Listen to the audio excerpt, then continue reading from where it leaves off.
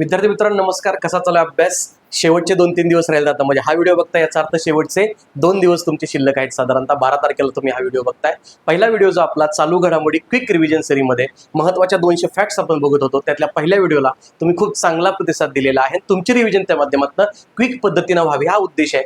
चालू घडामोडीच्या सगळ्या फॅक्ट्स आपण आता घेऊ नाही शकत, पण महत्त्वाच्या एक्झाम ओरिएंटेड फॅक्टची रिव्हिजन आपण आता परीक्षेच्या आधी परीक्षेला जाता या सदराखाली घेतोय आणि त्यातला हा दुसरा व्हिडिओ आहे. साधारणतः पहिल्या व्हिडिओमध्ये आपण फॅक्ट 1 ते 73 या महत्त्वाच्या घडामोडी बघितल्या. आता पुढच्या फॅक्ट आहे साधारणतः 74 पासून पुढच्या त्या महत्त्वाच्या आपण बघू. याच्यामध्ये साधारणतः आपण कृषी, पर्यावरणीय, भूगोलाच्या घडामोडी आहेत, त्यानंतर संरक्षण, अंतरिक्षच्या घडामोडी आहेत, सगळे सराव वगैरे, आणि त्यानंतर महत्त्वाच्या निवड नियुक्त्या. तर हे सगळं आपण याच्यामध्ये आता व्यवस्थित पद्धतीनं बघून काढूयात साधारणतः. सो पहिली फॅक्ट आपली साधारणतः दिसते आता, भारतातली रामसर स्थळ हे अत्यंत चर्चेत असतात आणि रामसर स्थळांचा प्रश्न मात्र आयोगाकडनं थोडा दुर्लक्षित राहिलाय. त्यामुळे त्याच्यावरती प्रश्न आला तर काही गोष्टी महत्त्वाच्या आहेत हे आपल्याला इथं साधारणतः आपल्याला लक्षात ठेवायचं आहे. बघूयात साधारणतः रामसर स्थळ. आता रामसर स्थळ का महत्त्वाची? नुकतंच साधारणतः आता आपल्याकडे 100वर रामसर स्थळ ऍड झालेलं आहे. कदाचित तुमचा पेपर सेट होताना ते 98 किंवा 99 या संदर्भानं असेल, त्यामुळे काय फॅक्ट आहेत ते त्यानुसार बघा. शक्यतो ते स्थळांवरचा प्रश्न विचारणार नाहीत, कारण ते चेंज होतं किंवा महिना देतील आणि त्या संदर्भानं रामसर स्थळ आहेत. पण सध्या मात्र भारतामध्ये जून नुसार 100 रामसर स्थळ आहेत. 100वर स्थळ जे आहे तुमचं ते 100वर स्थळ तुमचं साधारणतः उत्तर प्रदेशमधील जयप्रकाश नारायण पक्षी अभयारण्य जे आहे, ओके, तर ते बालिया जिल्ह्यामधलं त्या ठिकाणाला मिळालेलं आहे, ते लक्षात ठेवायचंय.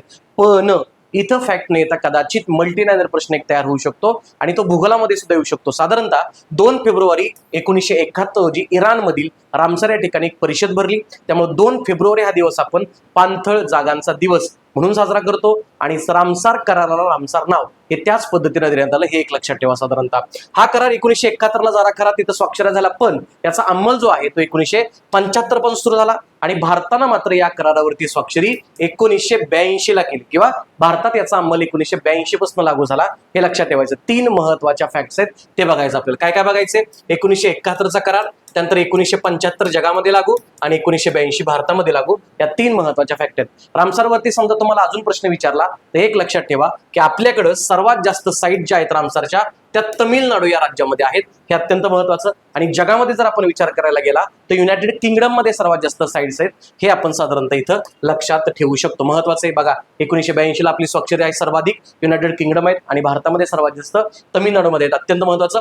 भारतातलं पहिलं स्थळ असं कधी प्रश्न विचारला तर ते साधारणतः केवलादेव राष्ट्रीय उद्यान तुमचं आहे आणि दुसरं तुमचं चिल्का तलाव जो की ओडिसा मधला आहे, अत्यंत महत्वाचं. हे का महत्वाचं माहिती आहे का? आता 31 मेला जी राज्यसेवेची पूर्व झाली किंवा 17 मेला जी गडबची मुख्य झाली तिथं प्रश्न आलता तुमचा, मला वाटतं सिमलीपाल वरती प्रश्न आलता अभयारण्याचा, तर ते लक्षात ठेवायचं. त्यामुळे असे प्रश्न थोडेसे अत्यंत महत्वाचे असतात. ओके, महाराष्ट्राचा विचार केला तर महाराष्ट्रामध्ये एकूण 3 रामसर स्थळ आहेत. पहिलं तुमचं लोणारचं सरोवर आहे, दुसरं तुमचं नांदूर मधमेश्वर आहे आणि तिसरं तुमचं ठाणे खाडी. ही 3 रामसर स्थळ आपल्याकडे साधारणतः इथे बघा. रामसर वरती प्रश्न आला तर याच अँगलने येणार, याच्या बाहेर साधारणतः प्रश्न जाणार नाही. त्यानंतर पुढची फॅक्ट आहे तुमची अरवली पर्वतरांग. अशीच फॅक्ट्स मी ऑफलाईन लेक्चरला साधारणतः घेतलेली होती, त्याच्यामधलाच प्रश्न तुम्हाला साधारणतः आला होता, हे लक्षात ठेवायचं.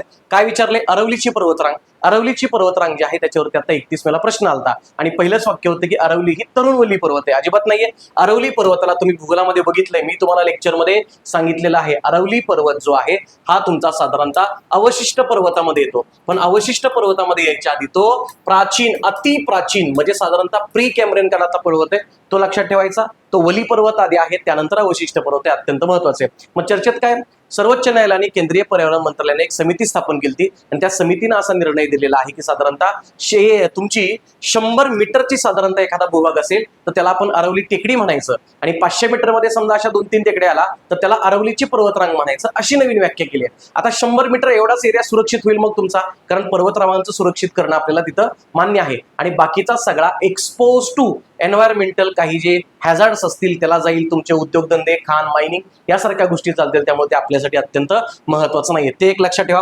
प्राचीन वली पर्वतरांग आहे ते अत्यंत महत्वाचे, त्याची ही जी व्याख्या केलेली आहे ते महत्वाचे. स्थानिक भूभागापेक्षा 100 मीटरची टेकडी असेल तर त्याला अरवलीची टेकडी म्हणायचं आणि अशा टेकड्या समजा सलग 2 किंवा अधिक टेकड्या 500 मीटर मध्ये आला तर त्याला अरवलीची पर्वतरांग म्हणायचं, हे लक्षात ठेवा. त्याच्यापेक्षा महत्वाचा अरवलीचा प्रश्न हा तुमचा भूगोलामध्ये येऊ शकतो, ते आपल्यासाठी अत्यंत महत्वाचं आहे. अरवली अवशिष्ट पर्वत पर्वत आहे, सोबतच अरवली तुमचा वली पर्वत आहे. रिव्हिजन करताना एक लक्षात ठेवायचं, हिमालया हा तुमचा फोल्ड माउंटेन म्हणजे वली पर्वत आहे. सातपुडा, विंध्य आणि सह्याद्री काही प्रमाणामध्ये हे तुमचे गट पर्वत आहेत, त्याला ब्लॉक माउंटेन आपण म्हणतो. हे साधारणतः लक्षात ठेवायचं आहे. ओके. त्यानंतर पुढची फॅक्ट आहे तुमची COP30. करंटच्या अँगल प्रश्न येईल, कंबाईनला किती मला माहित नाही तरी सुद्धा ही फॅक्ट महत्वाची आहे. कॉप म्हणजे तुमची कॉन्फरन्स ऑफ पार्टीज असते. Okay. United nations framework on climate change, UNFCCC नावाची संस्था आहे. ती दरवर्षी 1995 पासून पर्यावरणाच्या परिषदा भरवत असते. 1995 ला जर्मनी मधल्या बर्लिन या ठिकाणी पहिली परिषद झाली ती साधारणतः तुमची, आणि त्यानंतर 30वी परिषद ब्राझील मधील बेलेम या ठिकाणी 2025 ला झाली. ती आपल्यासाठी महत्वाची आहे. भारताचं नेतृत्व इथं भूपेंद्र यादव जे पर्यावरण मंत्री त्यांनी केलं. नरेंद्र मोदी वाटू शकतं किंवा इतर काय वाटू शकतं, पण भूपेंद्र यादव आहेत ते महत्वाचं आहे आपल्याकडे. साधारणतः 31वी परिषद तुर्कीला होणार आहे, म्हणजे 2026 मधली, या वर्षातली. भारतानं 28 तुमची साधारणतः मला वाटतं 33वी परिषद म्हणजे COP28 या COP28 नाही, ती साधारणतः 33वी परिषद असेल तुमची. ती लक्षात ठेवायचं. COP33वी 2028ची ही परिषद नवी दिल्लीमध्ये आयोजित करायला पुढाकार घेतला होता, पण मला वाटतं 2 महिन्यापूर्वीच आपण ते रद्द केलेलं आहे, तसा प्रस्ताव माघारी घेतलेला आहे, म्हणून महत्वाचं आहे. COP30 बेलेम ब्राझील एवढं लक्षात ठेवा, आणि 31वी तुमची तुर्कीला आहे, हे एक आपल्याला महत्वाचं आहे. पुढे पर्यावरण तुम्हाला मेन्सला असणार आहे त्यावेळेला हे गोष्टी इथं येऊ शकतात. त्यानंतर साधारणतः मेघालयामध्ये एक सॉइल लेक आहे. स्टेट वन लाईनर प्रश्न येऊ शकतो की मेघालयचे मुख्यमंत्री कॉनरॉड संगमा यांनी पूर्व गारो हिल्स, कुठं आलं हे तुमचं, गारो खासी जांतिया टेकड्या पाठ करतं ना मेघालयामधल्या, त्यातल्या गारो हिल्स या जिल्ह्यामध्ये तुमचं सॉइल लेकचं उद्घाटन केलंय. सॉइल लेक कशासाठी, जलसंधारण, मृदा संधारण आणि पाण्याचं पुनरुज्जीवन या सगळ्या गोष्टींसाठी आपलं हे असणार आहे. अत्यंत महत्वाचं आहे. मेघालयामध्ये सॉइल लेक ही कन्सेप्ट आपण साधारणतः तिथं राबवतोय, ही तुमच्यासाठी महत्वाची फॅक्ट. त्यानंतर ही एक वेगळी महत्वाची फॅक्ट आहे जागतिक लेवलची, काऊ फ्री दूध, म्हणजे आपण गाईचं दूध घेतो, गाईचं दूध फेमस आहे साधारणतः, पण गाई विना तयार करण्यात आलेलं प्रयोगशाळेतलं आर्टिफिशियल दूध आहे तुमचं हे काऊ फ्री दूध. आणि कोणी केलंय तुमचं, रिमिल्क या संस्थेनं, इस्रायल मधली संस्था आहे, हे महत्वाचं आपलं. इस्रायल मधली ही संस्था आहे, या संस्थेनं प्रयोगशाळेमध्ये खऱ्याखुऱ्या दुधासारखं असणारच हे दूध तयार केलेलं आहे, त्याला आपण म्हणतो साधारणतः काऊ फ्री दूध. कुठला प्रश्न येईल तुम्हाला, कुठल्या देशानं तयार केलेलं आहे हे महत्वाचं. शेतीच्या आणि पशुपालनाच्या तंत्रज्ञानामध्ये इस्रायल हा भारतापेक्षा किंवा जगातल्या इतर कोणत्याही देशापेक्षा अत्यंत प्रगत आहे, त्यामुळे ती फॅक्ट आपल्यासाठी अत्यंत महत्वाची असं आपण इथं लक्षात ठेवू शकतो. ओके.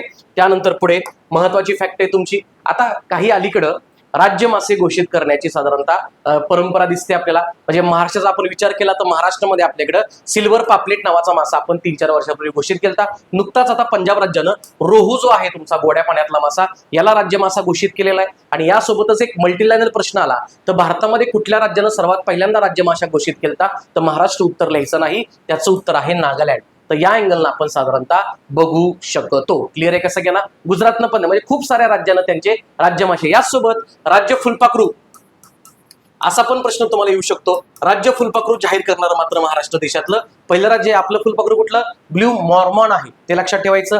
कर्नाटकाचं राज्य फुलपाखरू सदर्न बर्डविंग आहे, ते भारतातलं सर्वात मोठं फुलपाखरू आहे. या अँगलला तिथं प्रश्न आपण लक्षात ठेवू शकतो. त्यानंतर पुढची फॅक्ट आहे Mumbai climate week. Okay. Mumbai climate week आहे साधारणतः महत्वाचं आहे. पहिला मुंबई क्लायमेट वीक ऑब्व्हियसली कुठं होणार आहे आता, मुंबई, पण ठिकाण लक्षात ठेवा, बांद्रा या ठिकाणी ही परिषद पार पडली. महाराष्ट्र सरकार आणि प्रोजेक्ट मुंबई यांच्या संदर्भानं आहे, आणि क्लायमेट हा शब्द आहे, त्यामुळं हवामान बदलाच्या संदर्भानं काही विशेष गोष्टींची चर्चा करणे, त्यावरती आपण चांगल्या उपाययोजना करणे, यासाठी हा मुंबई क्लायमेट वीक होता, आणि तो पहिलाच होता बरं का. तर हे एक आपल्याला इथं लक्षात ठेवायचं आहे. आयोगाचा ट्रेंड आहे, एखादी महत्वाची परिषद जागतिक लेवलची असेल आणि ती भारतामध्ये झाली असेल तर त्याच्यावरती साधारणतः प्रश्न विचारला जातो. अजून एक साधारणतः इथे अप्रोच सांगतो, ही परिषद जर नवी, आता मला सांगा एखादी जागतिक परिषद जर भारतामध्ये व्हायची असेल तर ती साधारणतः नवी दिल्लीच्या अँगलला जाते. हे आपल्या सगळ्यांना अत्यंत महत्वाचं आहे. नवी दिल्ली सोडून परिषद असेल तर ती आपण पाठ करायची, बाकी इतर साधारणतः परिषद नवी दिल्लीला असतील, जशी ही परिषद तुमची आता मुंबईला झालेली आहे. पहिल्या व्हिडिओमध्ये मला वाटतं आपण राज्य लोकसेवा आयोगाची परिषद बघितली होती, ती तुमची तेलंगणा, हैदराबाद या ठिकाणी झाली, तर तशा फॅक्ट्स तुम्हाला महत्वाच्या आहेत. त्यानंतर वायू नावाचं एक आभासी संशोधन केंद्र आहे. वायू काहीतरी तुम्हाला साधारणतः तिथं संकेत द्यायचा प्रयत्न आहे. वायू म्हणजे काय, virtual research centre and aerosol metrology, म्हणजे हवामान वगैरे या संदर्भानं काहीतरी गोष्ट आहे तुमची. हवामान बदल आणि पर्यावरणाच्या अभ्यासासाठी हे केंद्र स्थापन झालेलं आहे. आणि कुणी कुणी स्थापन केलंय, IIT मद्रास, आणि फिनिक्स हवामानशास्त्र संस्था या दोन संस्थांनी हे केंद्र स्थापन केलेलं आहे, वायू नावाचं आभासी संशोधन केंद्र. थेट प्रश्न येईल कुणी स्थापन केलेलं आहे, त्यासाठी आपल्याला अत्यंत महत्वाचं आहे. ओके, त्यानंतर पुढची फॅक्ट आहे तुमची केरळ राज्याचे विक्रम. पहिल्या व्हिडिओमध्ये पण केरळचं नामांतर आपण केरळम केलं, त्याच्या काही महत्वाच्या फॅक्ट्स बघितल्या होत्या, बरोबर ना. वृद्धांसाठी अर्थसंकल्प सादर करणारं पहिलं राज्य वगैरे, तर ते एकदा आठवा आणि पुन्हा एकदा हे साधारणतः आपण बघूयात. बॅसिलिस सबटिलिस या सूक्ष्म जीवाला, बॅसिलिस सबटिलिस साधारणतः या सूक्ष्मजीवाला म्हणजे मायक्रो ऑर्गॅनिझम आहे, राज्याचा सूक्ष्मजीव म्हणून घोषित करणारं पहिलं भारतातलं राज्य आहे. म्हणजे एखाद्या सूक्ष्मजीवाला राज्य सूक्ष्मजीव असा दर्जा देणारं भारतातलं पहिलं राज्य असेल तर ते केरळ आहे. अजून काय केलं केरळने? केरळ स्वतःची इंटरनेट सेवा असणारं भारतातलं पहिलं राज्य आहे. के फॉन नावाचं नेटवर्क त्यांच्याकडे आहे. इव्हन मी म्हणलं स्वतःचा OTT प्लॅटफॉर्म, बरोबर ना, OTT प्लॅटफॉर्म वगैरे म्हणजे हॉटस्टार वगैरे सारखं, Zee5 सारखं स्वतःचा प्लॅटफॉर्म असणारं केरळ पहिलं राज्य आहे. भारतातली पहिली AI शिक्षिका इरिस नावाची, ती पण केरळची आहे तुमची, ते लक्षात ठेवा. त्यानंतर स्वतःचं जल बजेट असणारं पण देशातलं पहिलं राज्य आहे. सोबतच संपूर्ण डिजिटल बँकिंग सेवा सुरू करणारं देशातलं पहिलं राज्य. मागच्या व्हिडिओमध्ये आपण पहिलं डिजिटल न्यायालय किंवा पेपरलेस न्यायालय आपण बघितलं होतं, तर ते पण महत्वाचं आहे. केरळच्या संदर्भानं फॅक्ट्स महत्वाचे आहेत. एखादा प्रश्न येऊ शकतो, ऍडव्हान्समेंट आधुनिकीकरणाकडे एखादी फॅक्ट गेली तर केरळ त्याचं उत्तर असण्याची शक्यता आहे. तेच उत्तर असतं असं मी सांगत नाही, पण त्याची शक्यता जास्त आहे, हे साधारणतः आपण लक्षात ठेवायचं आहे. त्यानंतर आता हे महत्वाचं आहे, केज पिंजरा आपण म्हणतो, पिंजरा आधारित मत्स्यपालन प्रकल्प कुठं सुरू केला एवढं फक्त लक्षात ठेवा. नॉर्थ बे श्रीविजयापुरम, आपलं जे पोर्ट ब्लेअर आहे ना, त्या पोर्ट ब्लेअरचं नाव आता चेंज करून त्यांनी श्रीविजयापुरम केले. ते कुठं आलं तुमचं? अंदमान निकोबार. इथं भारतातला पहिला खुल्या समुद्रातला पिंजरा आधारित, बघा आता खुल्या समुद्रामध्ये पिंजरा टाकायची काय गरज आहे? अशीच मासेमारी आपल्याकडे चालते, पण पिंजरा आधारित मासेमारी केली तर आपल्याला मासेमारी अधिक चांगल्या पद्धतीनं, चांगल्या क्वालिटीचे मासे आणि चांगल्या पद्धतीनं करता येऊ शकते. म्हणून हे पिंजरा आधारित आहे. ते अंदमान निकोबारला, कदाचित कोचीन, केरळ किंवा इतर काही समुद्र किनाऱ्यावरची राज्य किंवा ठिकाणं देतील, पण ते डायरेक्ट अंदमानला आहे, ते आपण लक्षात ठेवू शकतो. त्यानंतर पुढची फॅक्ट आहे तुमची बायो हॅपीनेस प्रकल्प. हा प्रश्न येण्यासारखा आहे, तो एक लक्षात ठेवा. कुठे केला? अरुणाचल प्रदेशमध्ये बायो हॅपीनेस प्रकल्प त्यांनी सुरू केलेला आहे. हा प्रकल्प MS स्वामीनाथन रिसर्च फाउंडेशन यांच्या बायो हॅपीनेस या संकल्पनेवरती केलेलं आहे. MS स्वामीनाथन यांचं निधन 2024ला झालं. त्या वर्षी त्यांच्यावरती 2 प्रश्न आले, एक राज्यसेवेला आणि कंबाईनला, त्यामुळे ते महत्वाचं आहे. जाता जाता त्यांनी त्यांच्या आयुष्याच्या शेवटच्या काळामध्ये बायो हॅपीनेस आणि शाश्वत शेती या 2-3 संकल्पना दिलेल्या आहेत. त्यावरती आधारित अरुणाचल प्रदेशवरती प्रश्न विचारलेला आहे. आणि केई पॅन्योर नावाचा अरुणाचल प्रदेश मधला जिल्हा आहे, तो भारतातला पहिला बायो हॅपीनेस असणारा जिल्हा ठरलेला आहे. क्लिअर आहे सगळ्यांना?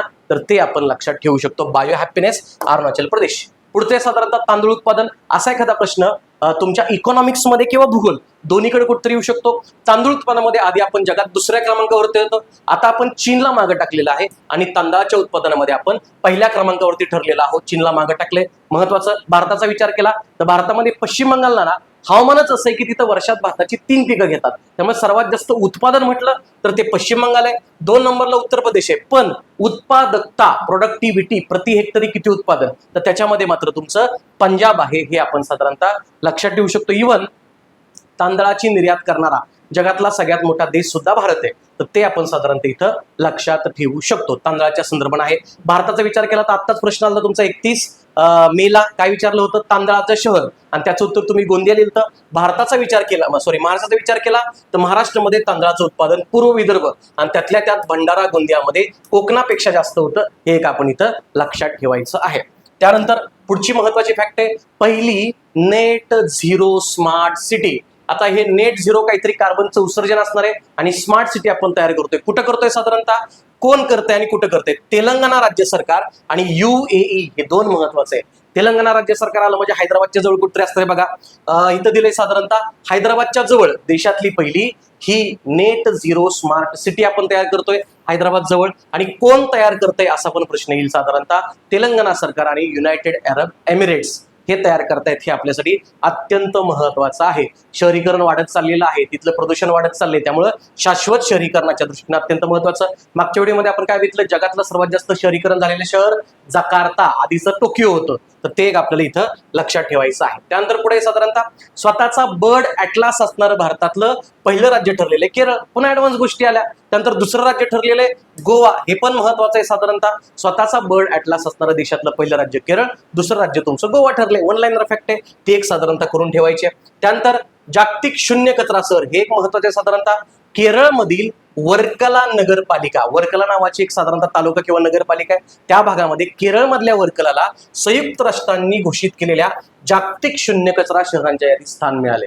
मगाचं होतं नेट झिरो स्मार्ट सिटी, ती तेलंगणाजवळ हैदराबादला, तेलंगणामध्ये हैदराबादच्या जवळ आहे. आणि हे काय विचारतोय आपण साधारणतः केरळमधील वर्कलाला काय विचारलंय आपलं, जागतिक शून्य कचरा शहर यांचा दर्जा मिळालेला आहे युनायटेड नेशनच्या लिस्टमध्ये.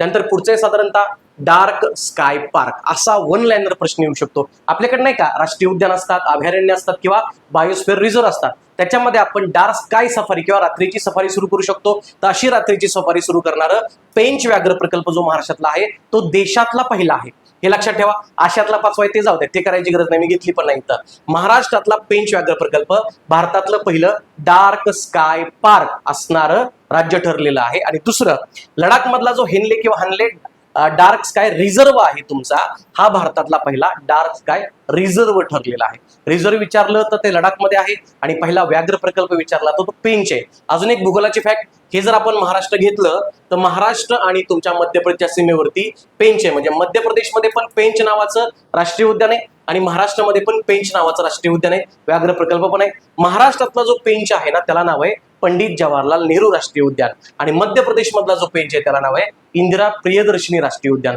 असा प्रश्न कंबाईन पूर्व 2022ला विचारला होता का 23ला विचारला होता की मध्य प्रदेश आणि महाराष्ट्रामध्ये कॉमन सीमेवरती असणारा राष्ट्रीय उद्यान कुठलं होतं. क्लिअर आहे, तर ते एक आपल्याला लक्षात ठेवायचं आहे. पुढे साधारणतः शाश्वत वन प्रमाणपत्र आहे, महत्वाचं आहे. शाश्वत वन उत्पादनासाठी शाश्वत प्रमाणपत्र असणारा तुमचा आंध्र प्रदेश हे देशातलं पहिलं राज्य ठरलेलं आहे. देशामध्ये किंवा राज्यामध्ये जी वनसंपत्ती असते त्यांच्या वापराच्या संदर्भाने हे सर्टिफिकेट दिले जातं आणि असं सर्टिफिकेट कोणाला मिळालं आहे, आंध्र प्रदेशला. तर ते एक आपण इथं साधारणतः लक्षात ठेवू शकतो. पुढे आहे तुमचा कार्बन कर. काय दिलंय बघा, डेन्मार्क हा देश 2030 पासून, आता लागू नाहीये, 2030 पासून काय करतोय तो, कृषी किंवा पशुधन उत्सर्जनावरती कार्बनचा कर लावणार आहे. लय महत्वाचं आहे, कार्बन टॅक्स आपण याला म्हणतो. आता तुम्हाला हे माहिती आहे का, पर्यावरण तुम्ही पाहिलेलं नाहीये, मेन्सला तुम्हाला पर्यावरण आहे. तुमचे जे ग्रीन हाऊस गॅसेस असतात ना, त्यातला मिथेन नावाचा जो ग्रीन हाऊस गॅस आहे तुमचा, मिथेन नावाचा ग्रीन हाऊस गॅस शेतीमधनं, पाणथळ स्तनांमधनं होतो. नायट्रोजन ऑक्साईड आहे तुमचा तो लाईव्ह स्टॉकचं शेण वगैरे जास्त ना मलमूत्र त्यातनं जातो. म्हणूनच साधारणतः इथून जे उत्सर्जन होतं त्याच्यावरती आपण कार्बन टॅक्स लावतोय आणि हा कार्बन टॅक्स लावणारा जगातला पहिला देश कुठला असणार आहे, डेन्मार्क. तर ते एक साधारणतः लक्षात ठेवा, महत्वाचं आहे. त्यानंतर पुढे तुमचं E20 इंधन सध्या लई चर्चा चालली आहे, बरोबर ना, नितीन गडकरी चर्चेत असतात. E20 म्हणजे काय, साधारणतः पेट्रोल 100% नाही, 80% पेट्रोल आणि 20% इथेनॉल. तर हे आपल्यासाठी अत्यंत महत्वाचं आहे. क्लिअर आहे. तुम्हाला सायन्समध्ये वूड स्पिरिट म्हणजे काय असा पण प्रश्न येऊन जातो, बरोबर ना. तर ते इथेनॉल का मिथेनॉल बघून ठेवायचं रिव्हिजन करताना प्रॉपर पद्धतीनं, घातक कुठलं विषारी कुठलं ते पण लक्षात ठेवायचे. साधारणतः 1 एप्रिल 2026 पासून आपण भारतामध्ये E20चं अनिवार्य केलेलं आहे वितरण, ते एक आपण लक्षात ठेवायचं आहे. अधिकृतपणे साधारणतः 2025-26 पर्यंत भारत सरकारचं टार्गेट काय होतं, आपल्याकडं इथेनॉल 20 म्हणजे पेट्रोलमध्ये 20% इथेनॉलचं ब्लेंडिंग करायचं आहे. तुम्ही ज्या टू व्हीलर्स वापरता ना आता किंवा तुम्ही पेट्रोल टाकत असाल त्याच्यामध्ये इथेनॉल 20% मिनिमम आहेच. काही ठिकाणी 5% आहे, काही ठिकाणी 10%, E10, E5, E20 पर्यंत आहे, पण आपलं टार्गेट E20 आहे साधारणतः. तर ते आपण इथं लक्षात ठेवू शकतो. मागच्या व्हिडिओमध्ये आपण काय बघितलं होतं, देशाचं पहिलं LPG ATM जे की आपण गुरुग्रामला सुरू केलं तर भारत पेट्रोलियम. तर ती पण फॅक्ट आपली अत्यंत महत्वाची आहे. त्यानंतर पुढचं तुमचं हे एक महत्वाची फॅक्ट आहे. प्रश्न कसा येईल ते नाही सांगू शकत, पण आर्टिकल 21 जे आहे ना तुम्हाला, तर ते शांततेनं मरण्याचा अधिकार, म्हणजे मरण्याचा अधिकारात सुद्धा समावेश केलाय आपण इकडं. पण आपल्या देशामध्ये इच्छा मरणाला कसलीच परवानगी नाहीये. मग ते निष्क्रिय असू द्या नाही तर ऍक्टिव्ह असू द्या, दोन्ही इच्छा मरणाला परवानगी नाही. पण नुकताच आता सर्वोच्च न्यायालयानं एक निकाल असा दिला, 32 वर्षीय युवक होता हरीश राणा, हा कोमामध्ये होता मागचे काही वर्ष आणि म्हणून त्याची अवस्था बघवत नव्हतं. त्याच्या आईवडिलांनी तसा अर्ज केला होता आणि सर्वोच्च न्यायालयानं अपवादात्मक स्थितीमध्ये निष्क्रिय इच्छा मरणाला परवानगी दिली. ते कुणावरती केली असा प्रश्न येऊ शकतो, ते महत्वाचं आहे. आणि इच्छा मरणास परवानगी देणारी ही भारतातली पहिली केस आहे, तर ते पण आपण इथं लक्षात ठेवू शकतो. पुढे आता रेल्वेचं शाईन ॲप आहे, अत्यंत महत्वाचं. शाईन नावाचं ॲप कशासाठी आहे, 8 मार्च 26, 8 मार्च काय असतो तुमच्याकडे, 8 मार्च हा तुमचा जागतिक महिला दिन असतो. आता या दिवशी लॉन्च झालं म्हणजे महिलांच्या संदर्भात काय असेल, महिला कर्मचाऱ्यांना कामाच्या ठिकाणी होणारं लैंगिक छळ जे आहे त्या लैंगिक छळाच्या तक्रारी नोंदवण्यासाठी हे ऑनलाईन ॲप आहे. ऑनलाईन ॲपचं नाव काय, शाईन. महिलांनी शाईन करावं, पुढे जावं असं साधारणतः लक्षात ठेवा. आणि कुणाचं आहे रे, रेल्वेचं, आरोग्य मंत्रालयाचं आहे, शिक्षण मंत्रालयाचं आहे, असं काहीतरी देतील ते, तर ते रेल्वेचं आहे, हे आपण इथं लक्षात ठेवू शकतो. त्यानंतर पुढची फॅक्ट आहे साधारणतः एक लय चर्चेत आहे, बऱ्याच देशांनी सध्या 16 वर्षाखालील 15 वर्षाखालील मुलांना सोशल मीडियाला बंदी घातलेली आहे. आता त्या अँगल लक्षात ठेवू, जगातला सोशल मीडियावरती 16 वर्षाखालच्या पोरांना बंदी घालणारा देश आहे तो आहे ऑस्ट्रेलिया. जगातला पहिला देश विचारलं तो ऑस्ट्रेलिया आहे. त्यानंतर दुसरा देश तुमचा फ्रान्स आहे, मग इंडोनेशिया वगैरे खूप सारे आहेत. भारतात असं आहे का? भारतात विचार चालू आहे, पण भारतात असं होणं साधारणतः शक्य नाही. टिकटॉक बंदी घालायला आपण कितीतरी वर्ष विचार करत होतो, तर ते एक आपण लक्षात ठेवायचं. ओके. त्यानंतर एक मात्र अत्यंत महत्वाचं आहे, कर्नाटक. आता नुकतंच कर्नाटकच्या विधानसभेने आणि सरकारने काय केलं माहितीये का? 16 वर्षाखालच्या मुलांना सोशल मीडिया बंदीसाठीचा एक ठराव मंजूर करायचा निर्णय घेतलेला आहे. त्यामुळे भारतातलं पहिलं राज्य असा विचार करणारं ते कर्नाटक आहे. ते आपण इथं साधारणतः लक्षात ठेवू शकतो. महत्वाची फॅक्ट आहे बरं का. आणि अजून एक बघायचं होतं, मागच्या व्हिडिओमध्ये आपण राईट टू डिस्कनेक्ट बिल बघितलं होतं. राईट टू डिस्कनेक्ट बिल एक आहे, आता ऑस्ट्रेलियाच्या संदर्भात आलाय म्हणून सांगतो. राईट टू डिस्कनेक्ट काय माहितीये का? म्हणजे साधारणतः तुम्ही एसटीआय झाला उद्या आणि तुम्ही 9 ला ऑफिस भरतं, 5 ला सुटतं, 5 नंतर घरी आलं तर तुमचा बॉस तुम्हाला फोन करू शकत नाही. 5 ला संपलं ठीक आहे, उद्या सकाळी 9 ला गेल्यावर करायचं. याला म्हणायचं राईट टू डिस्कनेक्ट. म्हणजे तुमच्या कामाच्या व्यतिरिक्त तुम्हाला जर ऑफिसची कामं असतील ती तुम्हाला तुमच्या बॉसनं सांगायची नाहीत. असं साधारणतः लागू असणारा पहिला देश जगातला पुन्हा ऑस्ट्रेलिया आहे. आणि राष्ट्रवादी काँग्रेसच्या खासदार सुप्रिया सुळे यांनी आपल्या संसदेमध्ये असे खासगी विधेयक नुकतंच मांडलेलं आहे, तर त्या अँगलनी इथं आपण लक्षात ठेवू शकतो. त्यानंतर साधारणतः ट्रू सायबर सखी असं काहीतरी आहे बघा. ट्रू सायबर सखी तुम्ही बघत असाल आता तुमचे जे फोन आहेत का नाही, एखादा अननोन नंबरवरनं फोन आला तर फोन करणाऱ्याचं पूर्ण नाव दिसतं तुम्हाला, बरोबर ना? असा काहीतरी आपण चेंज करतोय ट्रू कॉलरच्या माध्यमातून, बरोबर ना? फोनला ट्रू कॉलर असतं. ट्रू कॉलरच्या माध्यमातून राष्ट्रीय महिला आयोग, महिला मंत्रालय नाही, बालविकास मंत्रालय नाही, राष्ट्रीय महिला आयोगानं ट्रू कॉलर यांच्यासोबत भागीदारी केलेली आहे. आणि त्यांनी काय केलंय माहितीये का? ट्रू सायबर सखी नावाचं एक डिजिटल प्लॅटफॉर्म केलेलं आहे, ज्या माध्यमातून महिलांवरती जे काय अन्याय अत्याचार होतात, कुणी त्यांना त्रास दिला असेल तर त्या संदर्भाने त्यांची नावं तुम्हाला कळतील. ट्रू सायबर सखी नावाचं त्यांचं ऍप आहे आणि ट्रू सायबर सखी त्यांची मोहीम आहे. क्लिअर आहे सगळ्यांना? तर ते आपण लक्षात ठेवू शकतो. राष्ट्रीय महिला आयोगाचा उल्लेख आलाय तर राज्यसेवा पूर्व 2022 ला, आणि मला वाटतं कंबाईनच्या गट क च्या 23च्या पूर्वला प्रश्न आलता.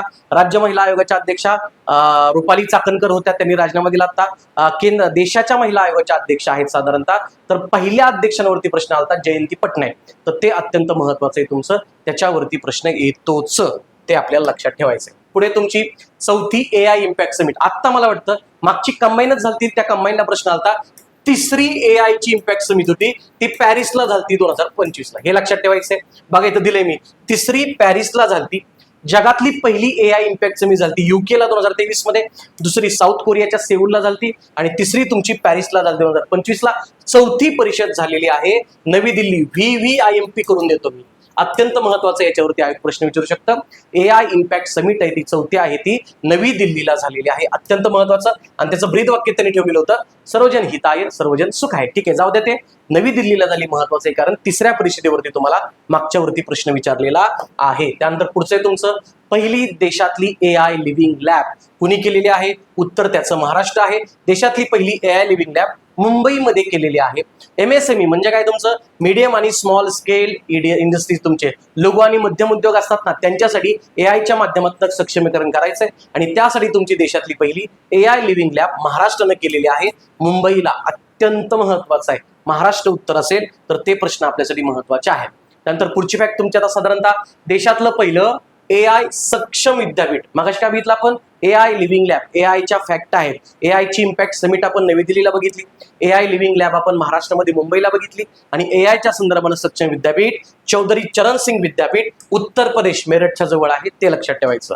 चौधरी चरण सिंग विद्यापीठ आहे उत्तर प्रदेश, ते तुमचं आहे पहिलं AI सक्षम विद्यापीठ. ही फॅक्ट व्हेरी IMP करून ठेवायची. देशातलं पहिलं मेनोपॉज क्लिनिक. आता तुम्ही सायन्स शिकता, आपण सगळे ग्रोनअप झालेले विद्यार्थी आहोत. साधारणतः स्त्रियांच्या आयुष्यामध्ये मिनार्च आणि मेनोपॉज ह्या साधारणतः त्यांच्या मासिक पाळी सुरू होण्याच्या आणि मासिक पाळी संपण्याच्या क्रियेच्या गोष्टी आहेत. मेनोपॉज मध्ये त्या स्त्रीची मासिक पाळी संपते. या संदर्भानं जे एखादी जर क्लिनिक आहे देशामध्ये, पहिल्यांदा असं क्लिनिक आपण महाराष्ट्रामध्ये सुरू केलेले आहे. आपल्याकडले जे गव्हर्नमेंट हॉस्पिटल्स आहेत, त्यानंतर प्राथमिक आरोग्य केंद्र आहेत, याच्यामध्ये असं क्लिनिक सुरू करणारं महाराष्ट्र हे देशातलं पहिलं राज्य आहे. मेनोपॉज क्लिनिक महाराष्ट्र येण्यासारखी फॅक्ट आहे, तर ते एक आपण लक्षात ठेवू शकतो. त्यानंतर पुढे साधारणतः AI चा नियम काय? आता सगळं AI चाललेलं आहे. एआयचा नियमन कायदा करणारा दक्षिण कोरिया हा जगातला पहिला देश आहे. ऍक्च्युली युरोपियन युनियननं असा कायदा केलता, पण त्यांचा कायदा मला वाटतं 2027 पासून लागू होणार आहे, अजून लागू झाला नाही. त्यामुळे कायदा करून लागू करणारा पहिला देश जगातला कुठला आहे? दक्षिण कोरिया. एआयच्या बेसिक नियमांचा केलेला आहे, कारण एआयचा उपयोग बऱ्याच गोष्टींसाठी होऊ शकतो. तुम्ही जर आता ChatGPTला इन्स्ट्रक्शन दिले ना, स्वतःचा एक क्लोन तयार केला फोटो सारखा, तर ते करतंय, बऱ्याच गोष्टी करतंय तुमच्या, साधारणतः ते लक्षात ठेवायचं. इव्हन ह्या सगळ्या स्लाइड्स वगैरे मी एआय मधनं तयार केलेल्या आहे. एआय चांगल्या कारणासाठी वापरता येतं अशा पद्धतीनं, पण एआयचा दुरुपयोग सुद्धा होऊ शकतो. त्यामुळे त्याचे बेसिक नियम आपण लागू केले दक्षिण कोरिया. महत्वाचं आहे, तर ते एक आपण इथं लक्षात ठेवू शकतो.